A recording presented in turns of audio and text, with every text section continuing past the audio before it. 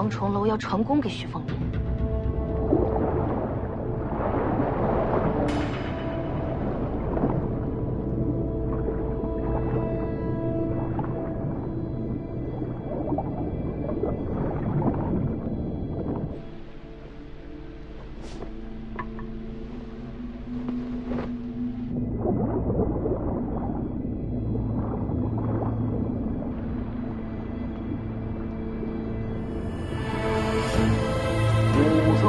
霞分暮霭，闭目内敛自相望。才知我身皆洞天，原来黄庭是福地。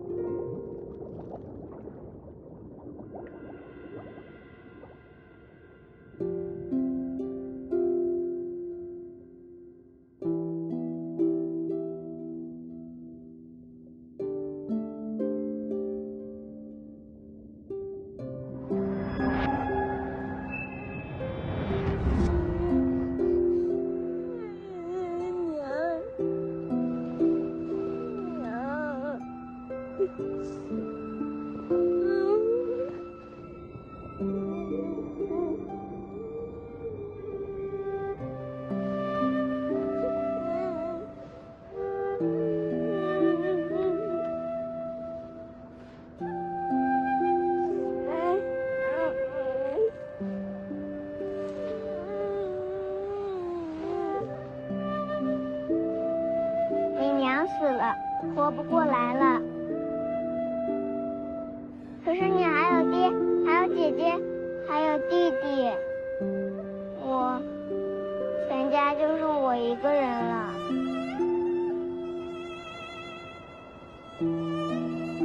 他会一直住在你心里，一直看着你。擦干净，别让他看见你哭。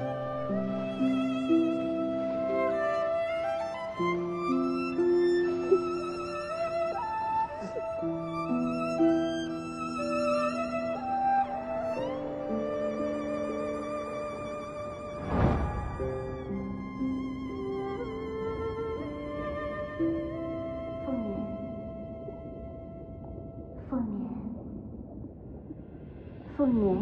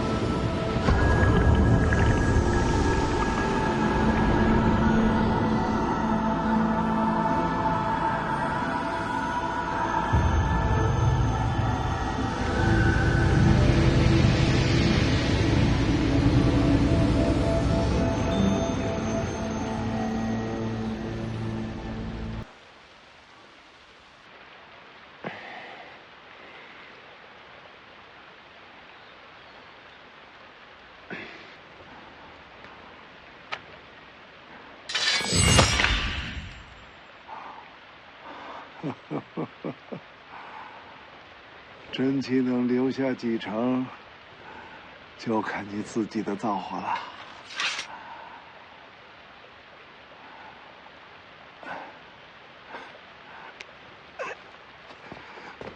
哎，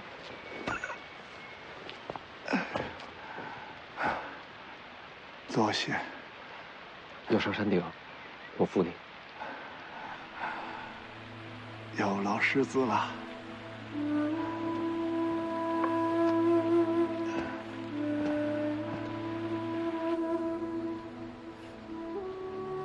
为了护住武当，我把自个儿这条命都扔出去了。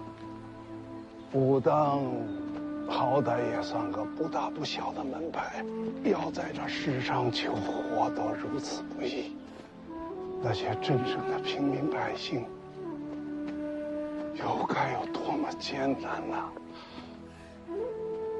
若日后有朝一日，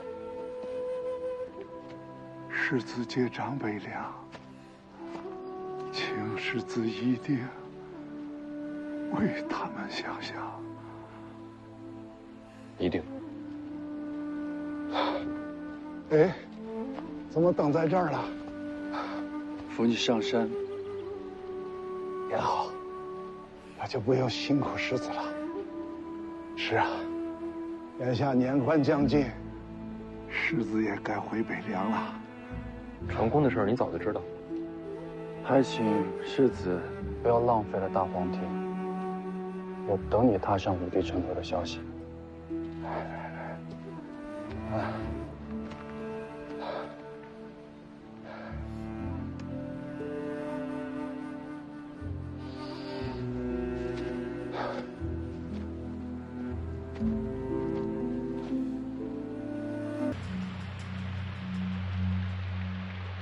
王重楼有气魄，我也没料到会是这样。2个月时间早就到了，我也该走了。您不跟我回北凉了？每个人都有自己的路要走，途中遇上的，总会道别。这就是江湖。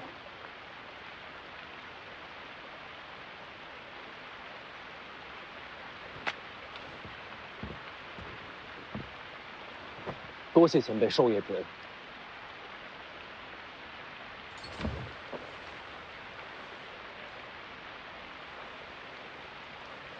好好练刀，有缘再见。走了。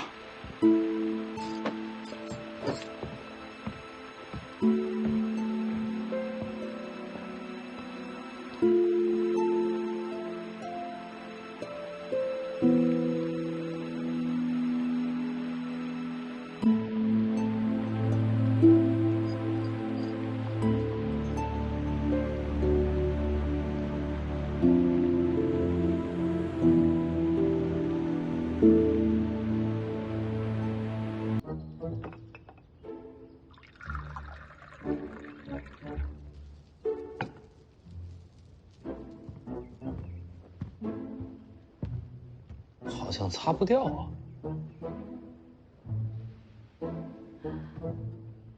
这就是大黄天。江念，你说我是不是不应该来武当啊？别得了便宜卖乖，你如果不要，可以给我。传功会死人的。死了最好。再说我也不会传。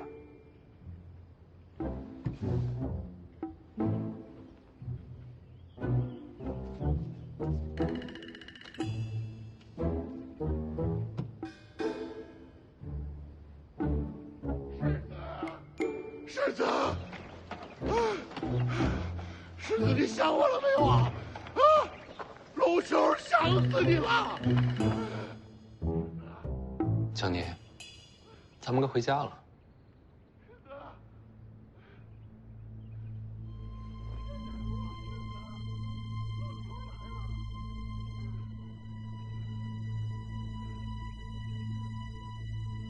喜欢可以多住几天。没必要。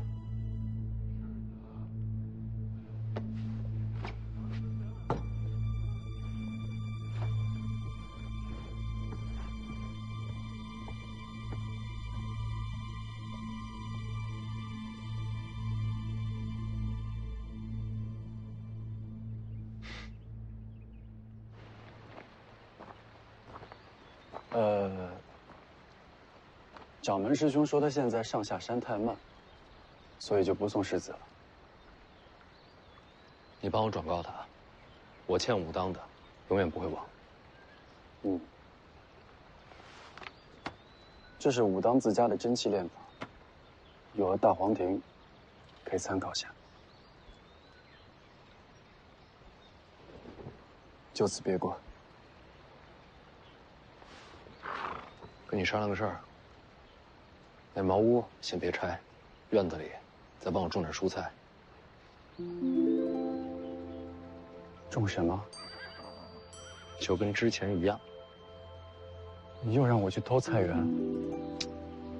你是下任掌门，不难。世子，你还是赶紧走吧。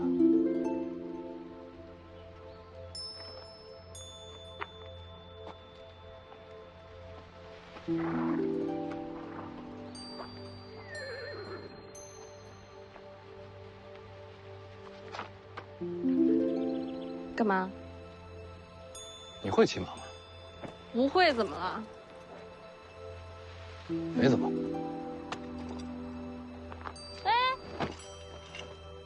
你下去。我下去了，你怎么回北凉啊？我自己学呗。那茅屋跟菜园子都给你恢复了，跟我没关系。走之前再问你个事儿。你说，你到底什么时候去江南？见我姐一面都不敢了。等我成为天下第一，就能下山。下山之后，就去见他。天下第一，要等多久？会有那一天的。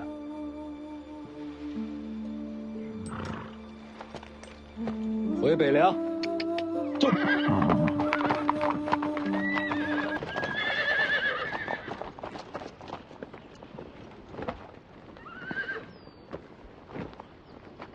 世子终于回来了，这便是大黄庭的印记吗？瞧着还挺适合世子的。都知道了。消息全都传回来了，还得恭喜世子文武双全。世子累了，先进去歇息吧。哎，你们怎么都等在城外啊？府里出了点事，世子进去再说吧。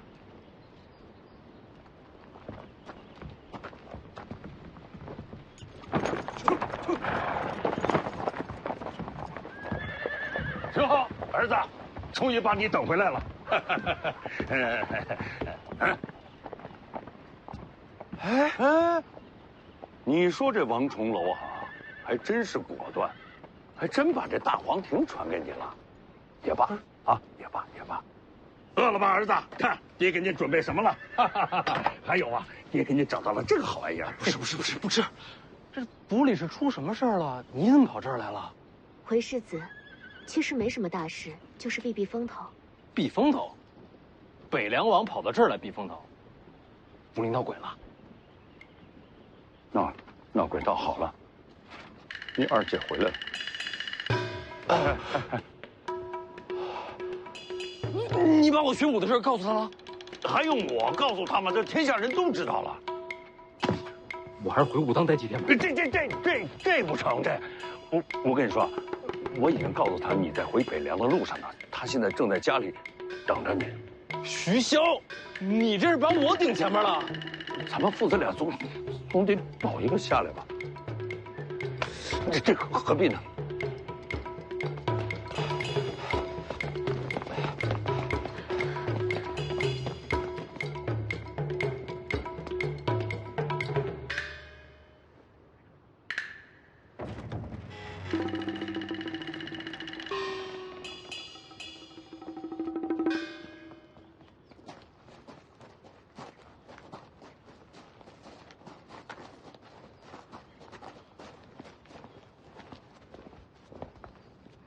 你看见他了？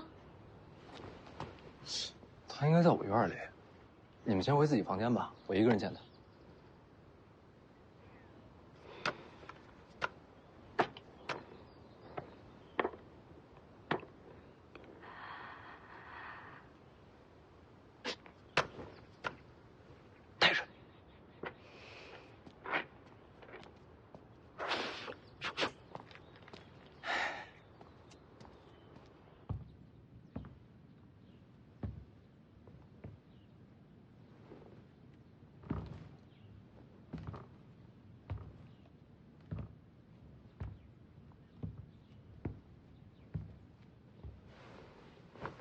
姐回来过年啊！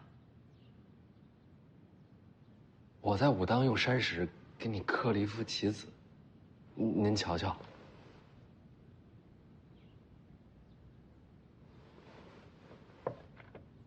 看书累了吧？我给你揉揉肩。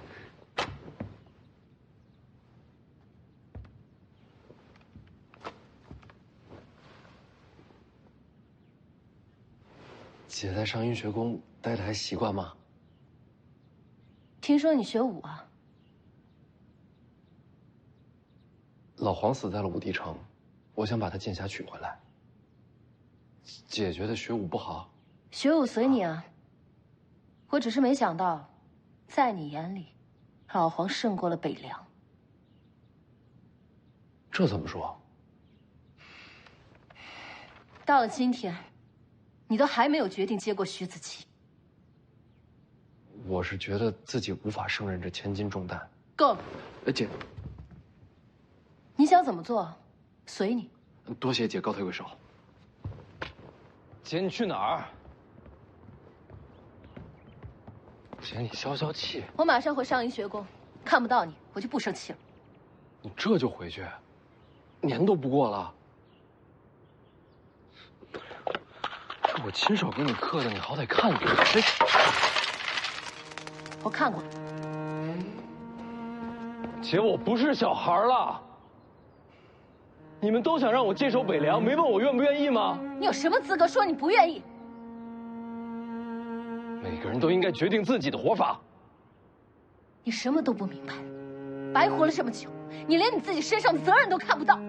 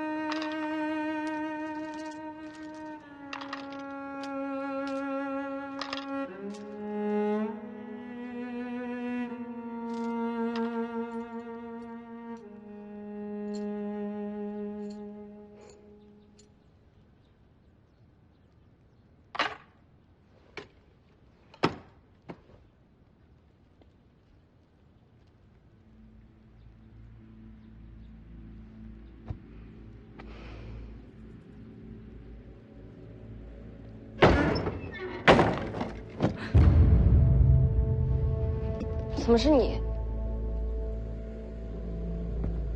听说你又刺杀过徐凤年，不敢认？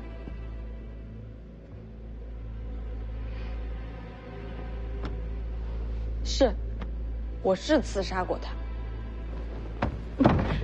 我警告你，别忘记自己的身份。怎么？丫鬟就不能刺杀世子了？我跟你说最后一次，如果伤到许凤年，我一定会把你扔到井里，封了井盖，让你就这么烂在井里，永世不能再见到天日。听懂的话，白纸黑字写下来，发誓你以后再也不会对徐凤年出手。行啊，写字是吧？你给我支笔，越大越好。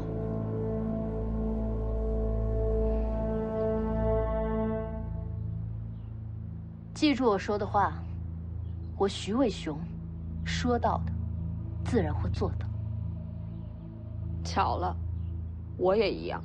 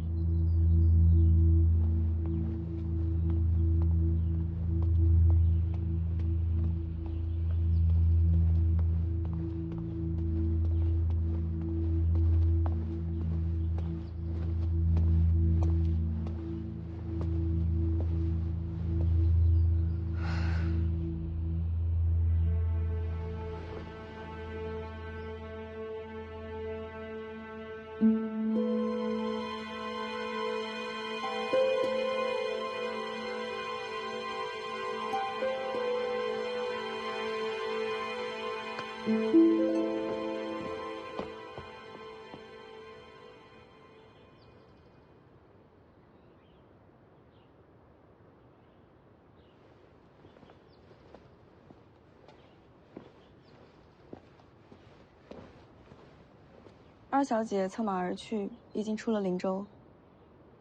她倒是来去如风，闹半天千里迢迢赶回来，就是为了骂我两句。二小姐对世子的期望很高。她是上阴学宫数十年来第一奇才，我可比不了，也不想学。教你写的？嗯，这字儿不错。切！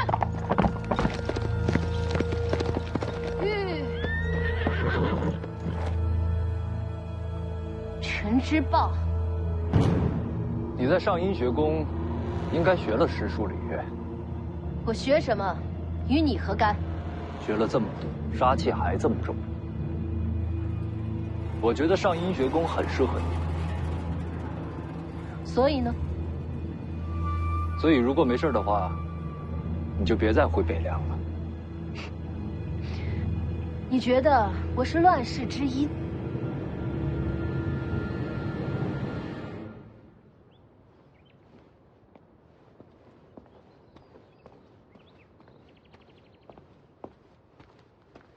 义父，陈之豹独自出营，将二小姐拦在城外。义父，要不要调兵啊？就别冲锋，别打扰人家。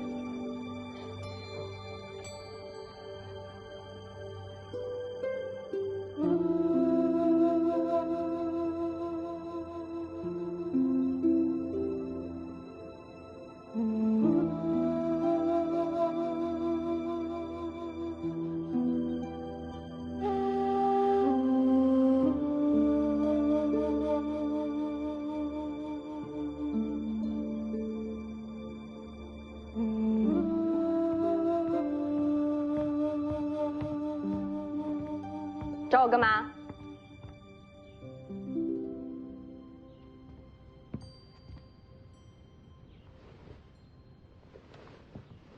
大黄庭怎么没了？王重楼不发功的时候，也看不出来。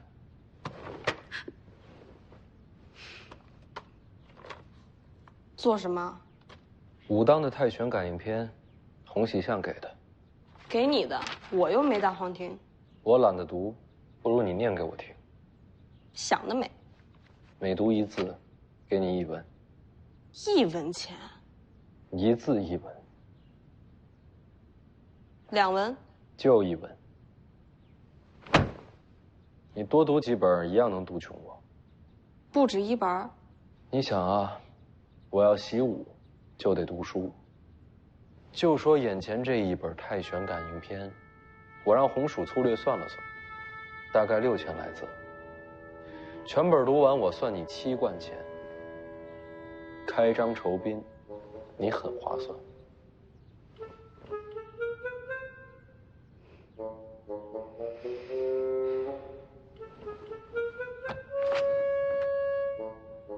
1本1副。行啊。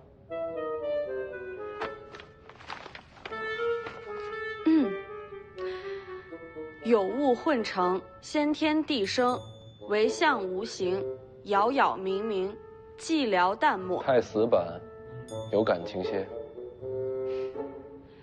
有物混成，先天地生。稳重些。你到底要怎么样？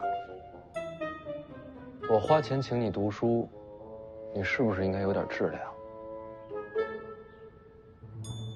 我出去一趟，你先读着，好好想想怎么读最合适，我再回来听。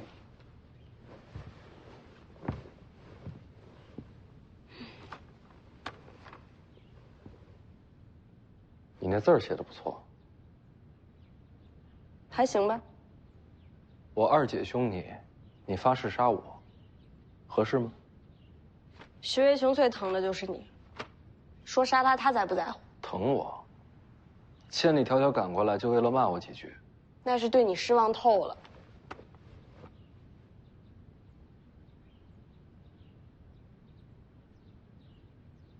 你说我二姐为什么一定要让我接受北凉啊？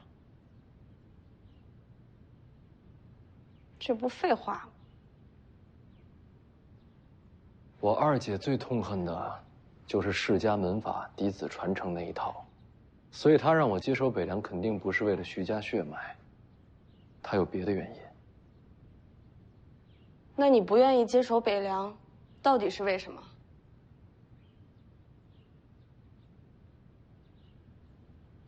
我不想看到，一直有人为了这件事而牺牲。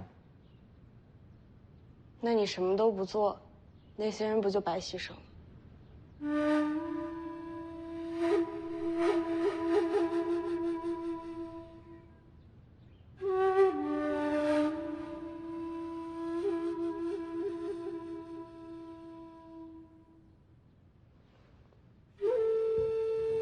你去哪儿？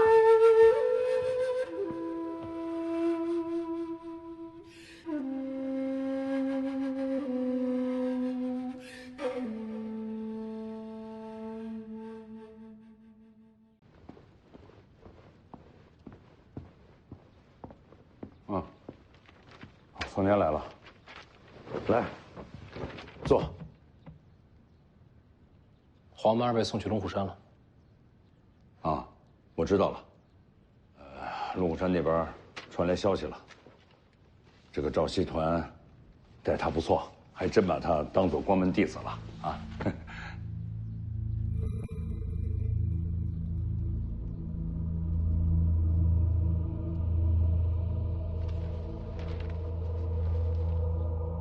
所以老黄跟龙虎山做的交易，是不是你安排的？不是。老黄做这件事情，我真是不知道。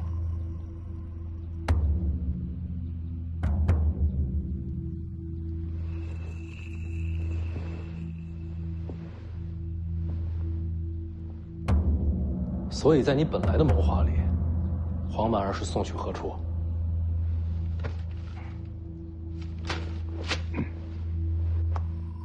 在你的心里，是不是已经有答案了？我觉得随珠公主出现在武当的时机太巧了。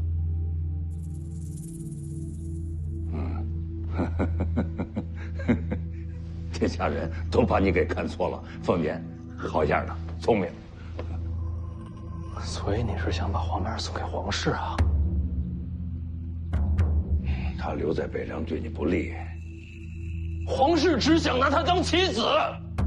那送去一个棋子，危害不到咱们北凉啊。那是你亲生儿子。你也是我亲生的儿子。哎，行了啊！你看，现在的结果呢，比预期的都要更好，对吧？但是老黄死了。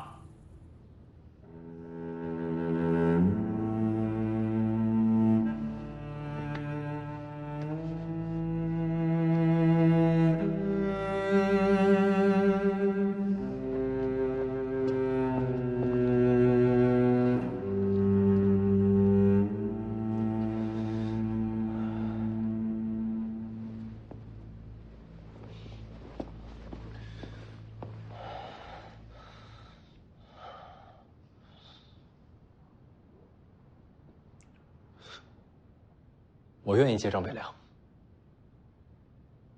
啊？我说我愿意接掌北凉。等，你以前一直在拒绝，怎么现在会突然答应呢？什么理由？只有我接掌北凉，才能接黄曼儿回家。哦。还有吗？这理由不够吗？你们兄弟情深，这固然很好，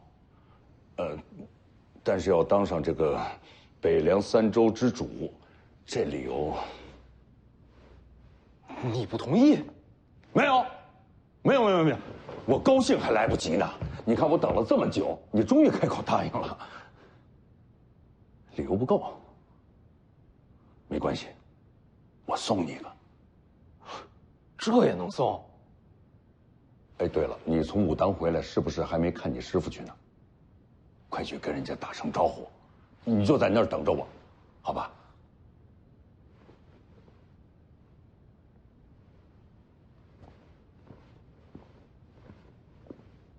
快去吧，我马上就到，带着理由过去。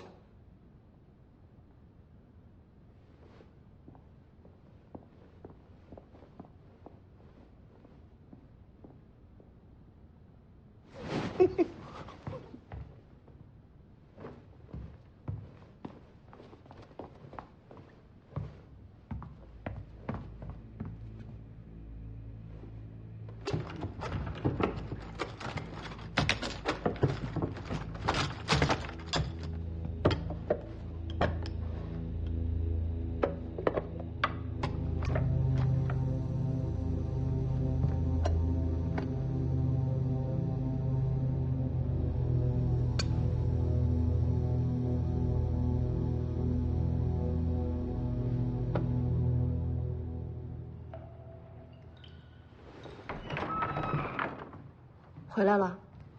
我去武当这么多天，你也不问问我过得怎么样？你在武当过得怎么样？你这就有点敷衍了。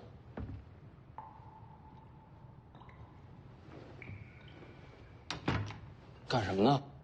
这下面是什么？地基啊。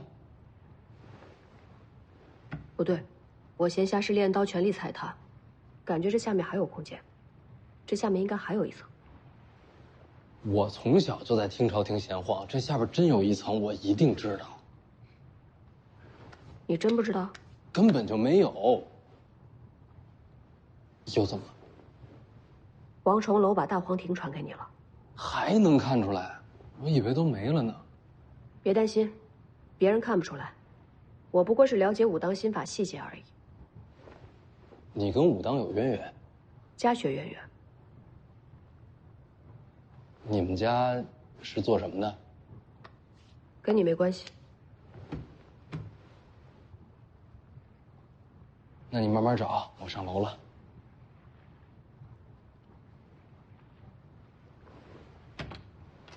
刀还我。秀东啊，本来就是借你的。我用着挺顺手。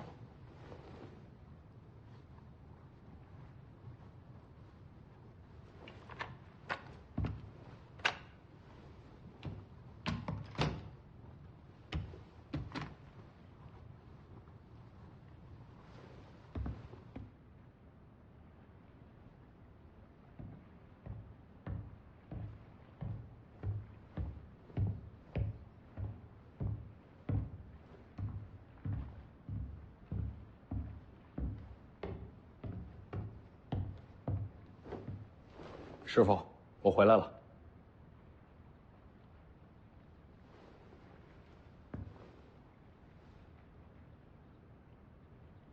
好棋，杀机暗藏。嗯。哦。看出杀气就错了，重新下。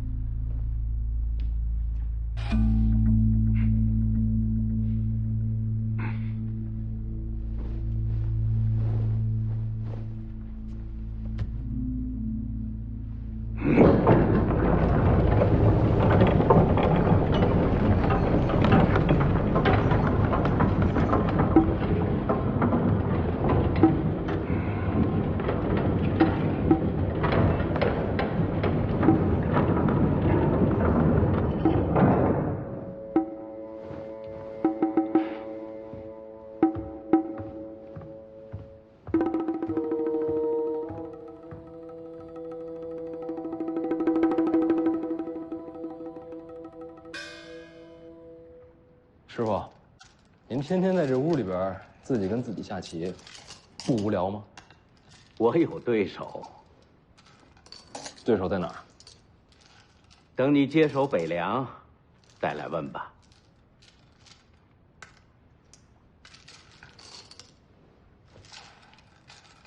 我已经答应徐骁了。徐骁，让你来听朝廷的？是。那就下去吧，他会给你答案。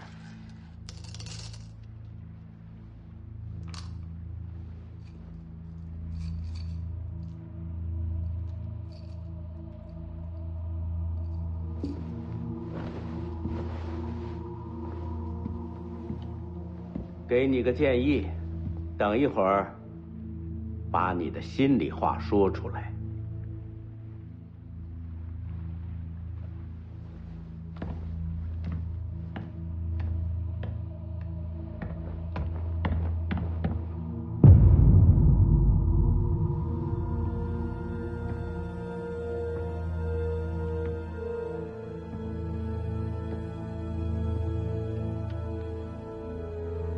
你怎么找着的？门是你父亲打开的。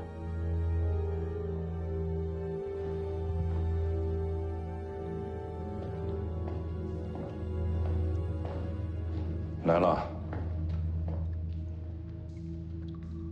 这下边到底藏了什么？居然连我都瞒着。只有你答应了接掌北凉，我才能带你下去。走。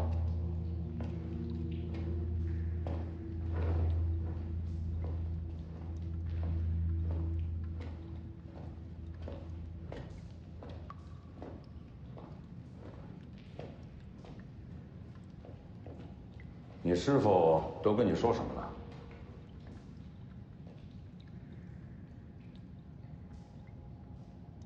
他让我跟你说出心里话，让我告诉你，为什么这么多年我都不愿意接掌北凉。还有，为什么我心里对你一直有怨气？我听着呢。你知道，大姐喜欢的是洪喜相。啊，就那个武当山那小道士，我当然知道了。但你还是把她嫁去了江南。啊。因为这样，能换来江南文坛对北凉的支持。是。二姐这次回来只见了我一面，你也没惹她。没有。你让她去上阴学宫求学，是为了让天下学子渐渐接受北凉。不错。现在黄马儿也被你送走了，家人一个一个离开，换来大权稳固。强敌鲫鱼，皇室忌惮，要想让北凉存活，总得付出点代价呀。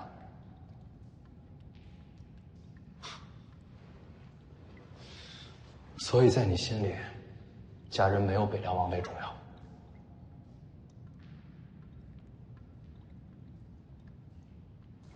再走一会儿就到了。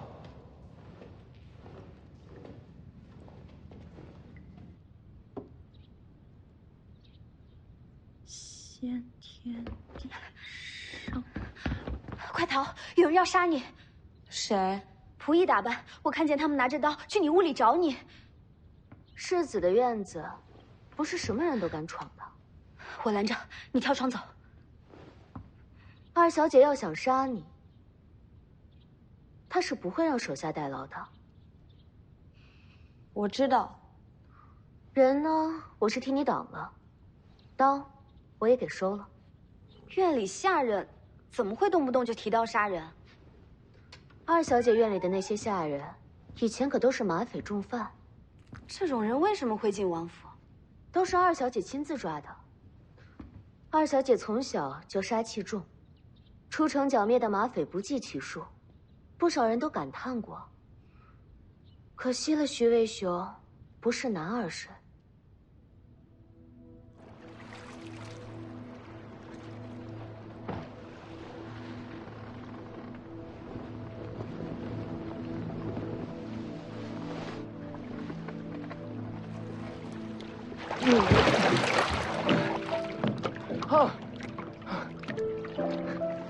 回来了，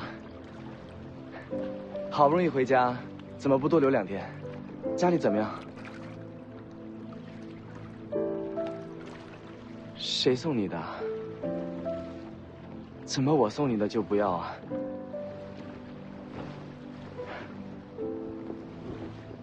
下回我陪你一起去北凉吧。我想在你身边护着你。哎，课堂等你。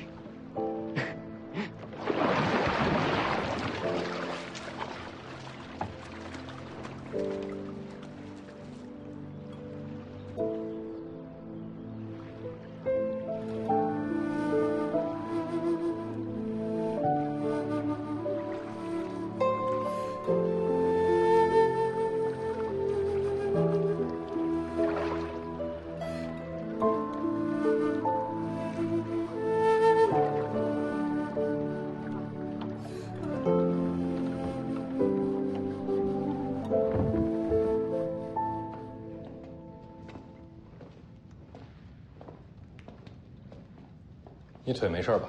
啊，我们现在已经在湖底了，这个地方湿气太重。没事儿。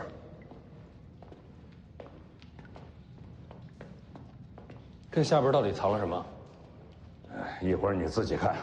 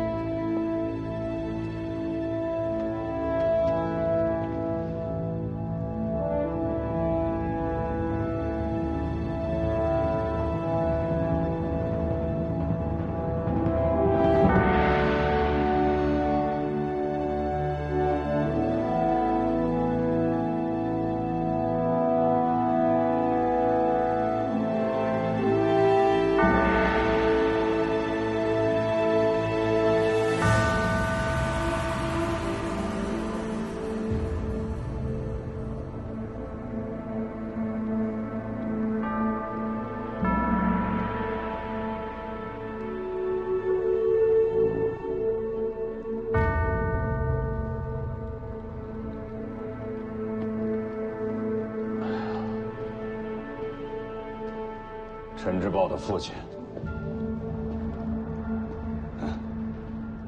哎呀，锦辽之战，他用命换了我，不然啊，今天这个位置就是他的。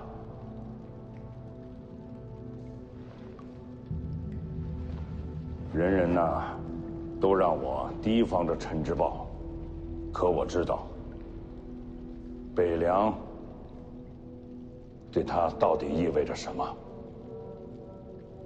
王翦义缺大败之时，他用双手托起了城门，让我去逃命，自己却落个尸骨不全。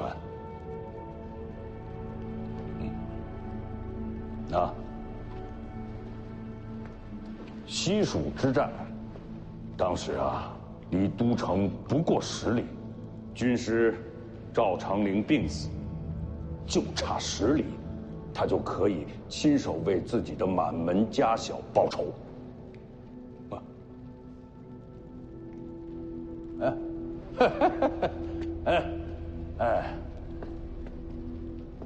这个破锣嗓子呀，还特别爱唱歌，范蠡走的实在是太早了。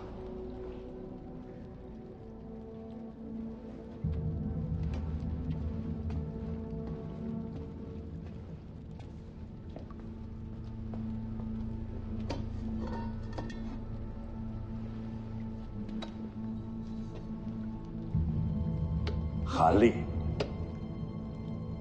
本无死罪，为树军纪，我亲手砍下了他的头颅。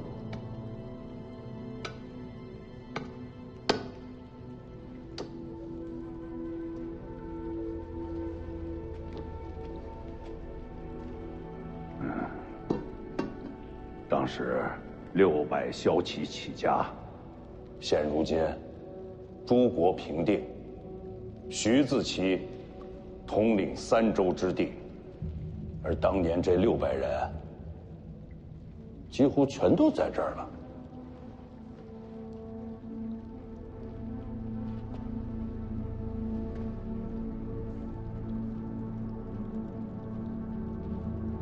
为何不设祭品？用不着，他们不需要这些。儿子，你知道为什么爹被人称作人屠吗？杀人多。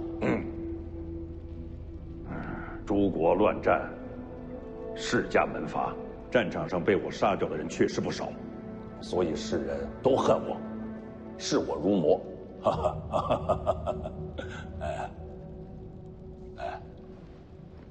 当今这个黎阳朝行科举制，这对天下人来说，不论贫富贵贱，都是个希望。如果当初国战世家不除，你信不信现在为官之徒还是任由世家举荐？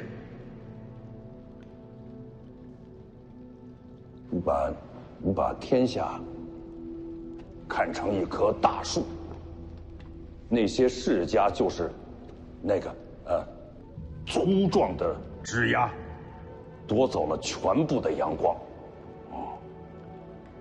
剩下的大部分人就只能是树下的杂草，渐渐的枯萎腐烂。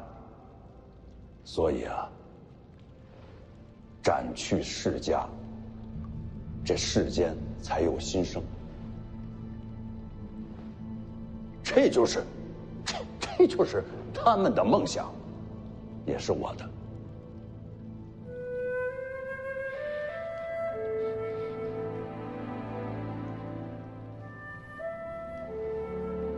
你大姐嫁去江南，你二姐去上您学宫，都是他们自愿的。他们宁可牺牲自己的一生，也要为北凉立下根基。是为了这些亡魂？不是，只为你。为我？为你遮风挡雨，让你很顺利地接掌北凉。你想过没有？我徐骁这么痛恨世家，为什么还想让北凉继续姓徐啊？为什么？朝堂视咱北凉如猛虎，咱大军之中派系横生，如果北凉不再兴许，这35万铁骑就会引来大乱，死了这么多人，这换回来的天下全毁了。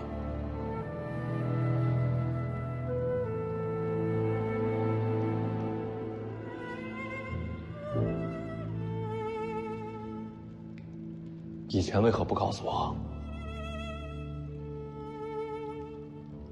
你不自愿的接掌北凉，我就不能带你到这里来，这些话也就不说给你听。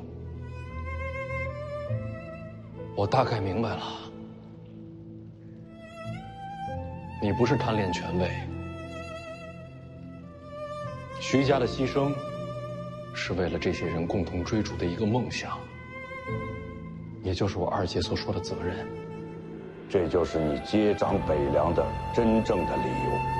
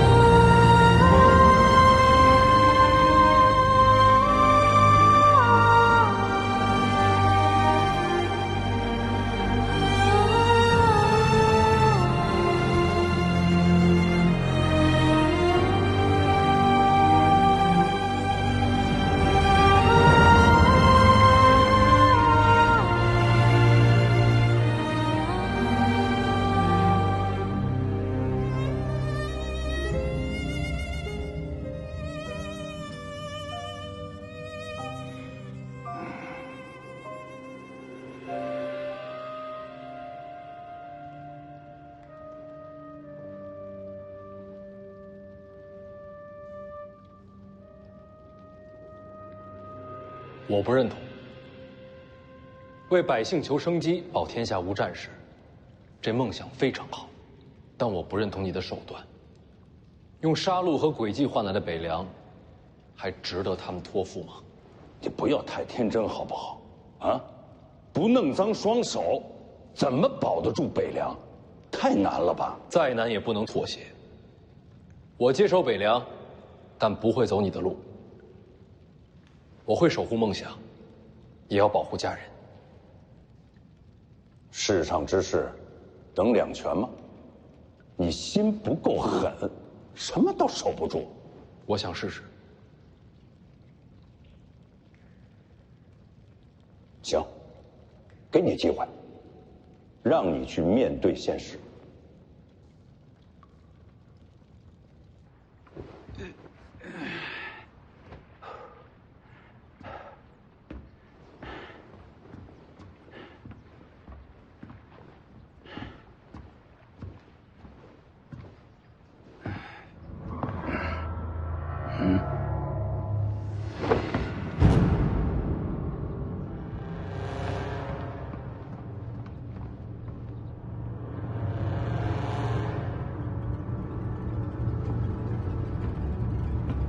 谁把这通道打开的？北凉王。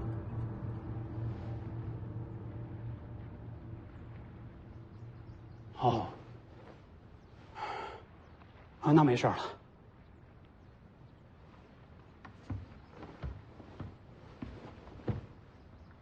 通道这事儿，麻烦阁下别往外说。知道。我会替他们保密的。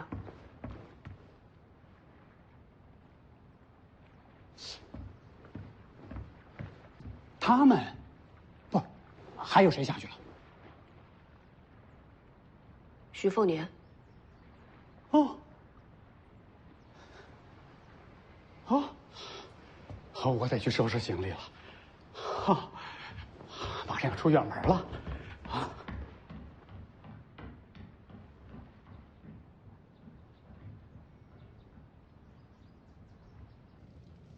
要我离开灵州，去哪儿啊？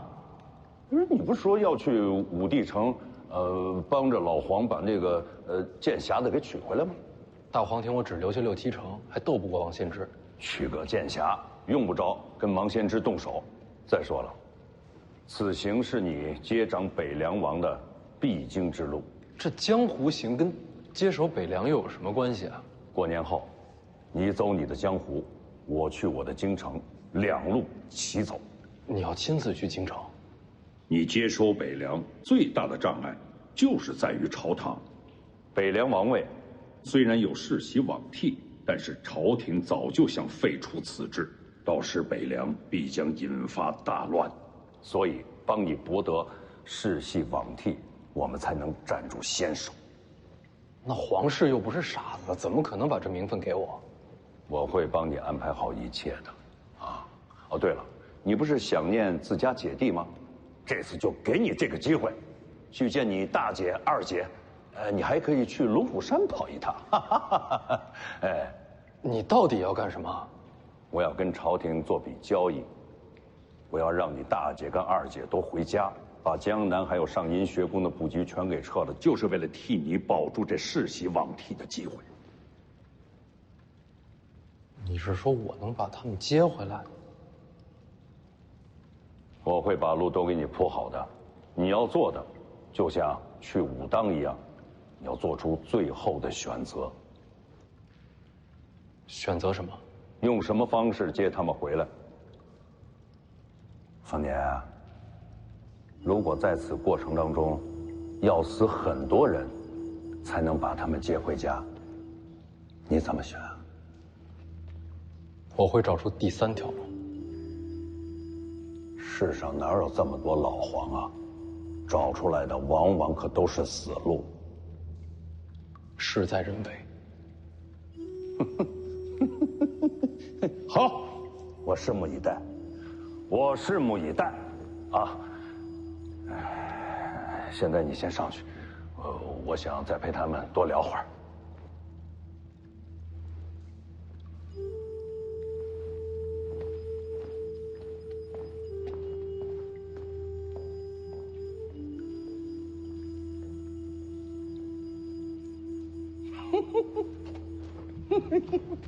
哎，你们都听见了吧？啊！不过你们也说说，啊，有我这样当爹的吗？有吗？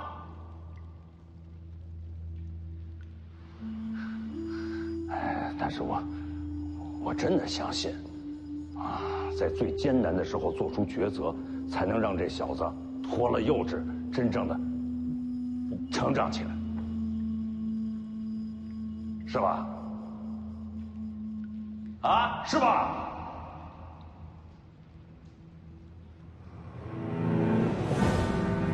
行了，你们大可放心，我一定把凤年培养成一位合格的北凉之王，让他替你们，也替我守住这天下。啊！啊！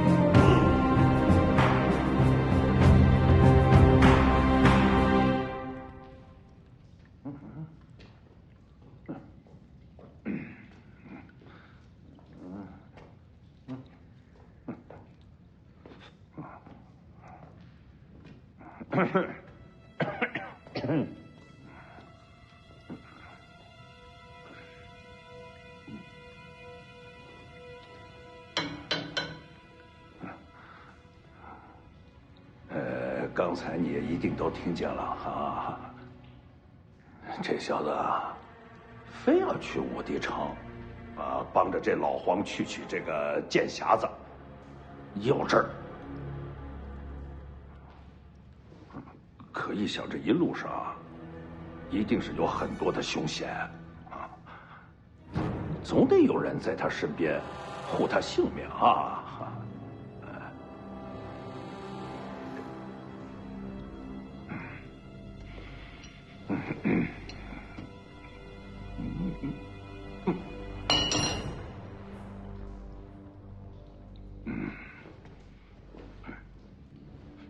就算这小子安安全全的到达了武帝城，这要碰到了王先知，还真不好说了。听说王先知最近武功有大涨，还真了不起。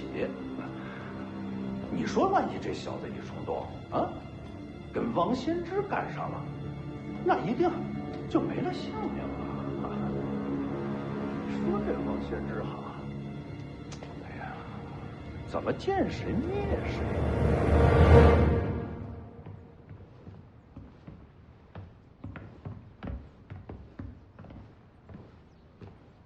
王爷，你这是要去哪儿啊？看世子下去，猜到该启程了。呵呵，你还真是一个老道之人呐。过了年再走。这一路上就要多辛苦你了。哦，贫道知道。你干嘛？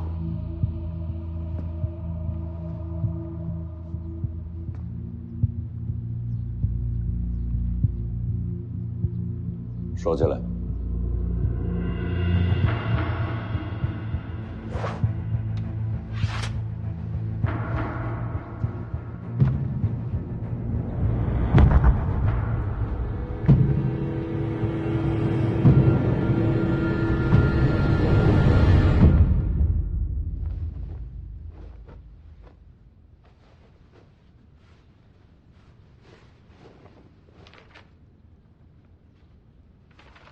我还要过几日才出行，不用那么着急收拾。世子出行，细致些才好。还赌不赌？今天不赌了。你骗我！明日陪我访客，算你辛苦钱。多少？先付一半。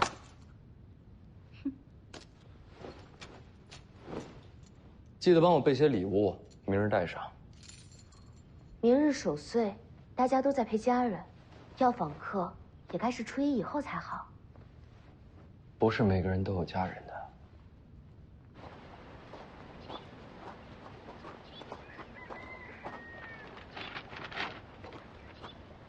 歪了！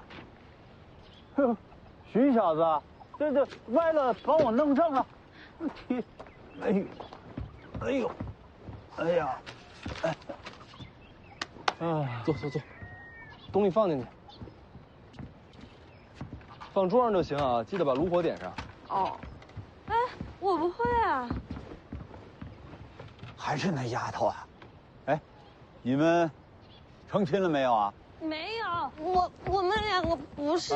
给你带点杂货，别嫌便宜啊。哎呀，别客气嘛，我不是跟你说了吗？每年节前啊，这衙门都会送好多的节礼来啊。吃不了啊，那就慢慢吃。这衙门里这老哥啊，他也是这么说。老许头啊，听说你跟徐骁跟了很久啊？不能直呼名姓。是，徐将军上柱国。那你还记得你当初为什么要跟着他吗？当初啊，就是为了有口饭吃，就想着。天下太平，天下能公平。天下哪有公平？哎，别这么说。今年春闱，不是有个寒门出身中了3甲吗？可那大多数都还是名门子弟嘛。已经够了，就盼着天佑北凉，能一直守住这太平盛世。这盛世，我来替你们守。徐小子，这屠苏酒，你喝过头了吧？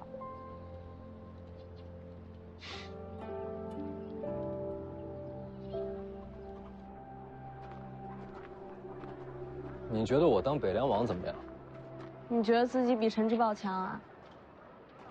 我其实想过让陈之豹接受北凉，但我现在明白了，他不行。为什么？陈之豹表面看上去平静，但就像冰层下面藏着惊涛骇浪一样，他心里压着东西。若是他接掌北凉，战事必定重燃，老许他们守护的太平盛世就全完了。说的好像你就能守住一样。嗯。干嘛？过年啊，给你点礼物。你好歹是个世子，过年就送根绳。贵的东西不适合你。才怪！不要就还给我。干嘛不要？回头卖了，说不定还能赚1文钱呢。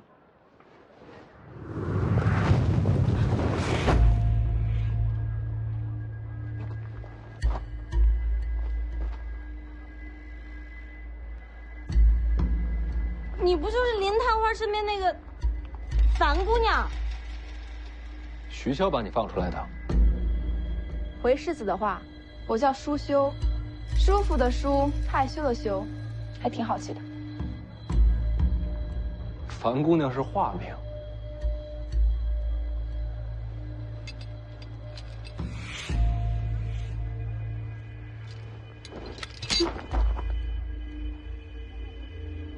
世子好谨慎，放心，没有毒。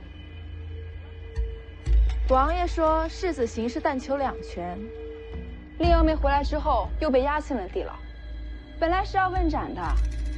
既然世子想2全，那是杀是放都由世子决定。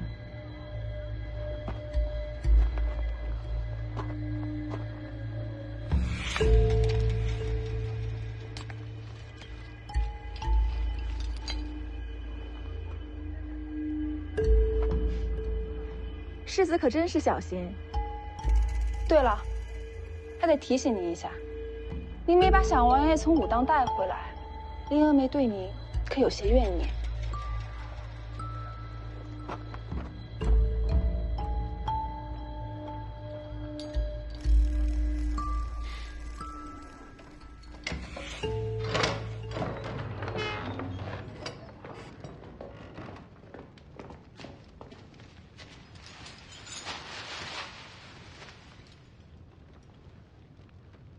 你没把小王爷带回来。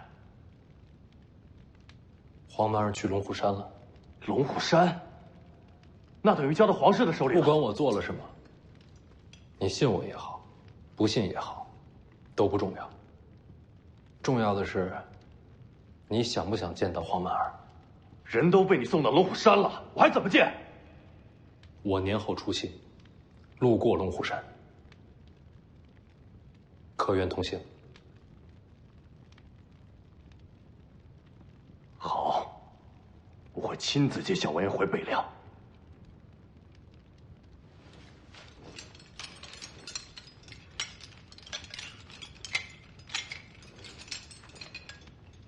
回家休养，年后出发。